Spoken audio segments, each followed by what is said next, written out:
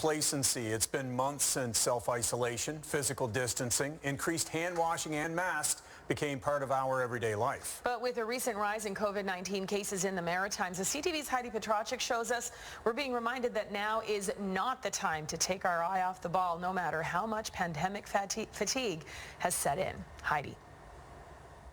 Marie and Jason, pandemic fatigue is a real concern on the East Coast, especially as other Canadian provinces struggle under a second wave. And that's why many here are urging their fellow Maritimers not to let their guards down.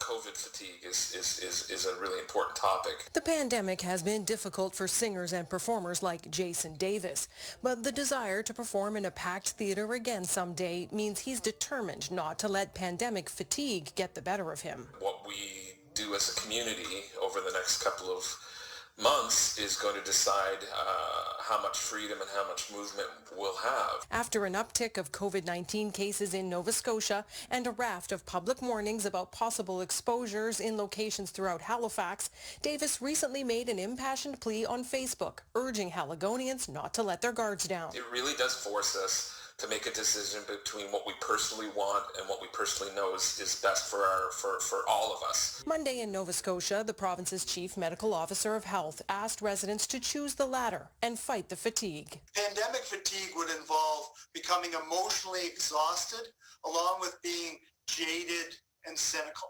More than half of Canadians are experiencing pandemic fatigue, according to a recent Angus Reid poll. And if you're constantly told danger, danger, danger, danger, eventually we stop hearing that. Experts say that constant state of vigilance can be literally exhausting for our brains, particularly the part that manages our behavior. And they don't have anything left to control their behavior, and so they go back to regular human nature, which is I want to socialize, I want to see people. So the best advice from experts on keeping pandemic fatigue at bay? We need to be deliberate to schedule and to do activities that have a high potential to be both safe and enjoyable, while at the same time recognizing that things are not normal. Life in a pandemic completely sucks. It's very hard, and we absolutely should be adjusting our expectations more.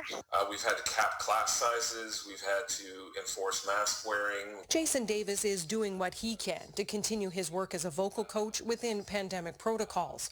His hope is that everyone else does the same so that someday he can perform in front of a live audience again. And taking care of our own mental health is crucial in fighting pandemic fatigue. That's one reason why experts say it's important to keep expectations realistic and make time for self-care, especially as we head into the potentially stressful holiday season. Marie and Jason. Makes so much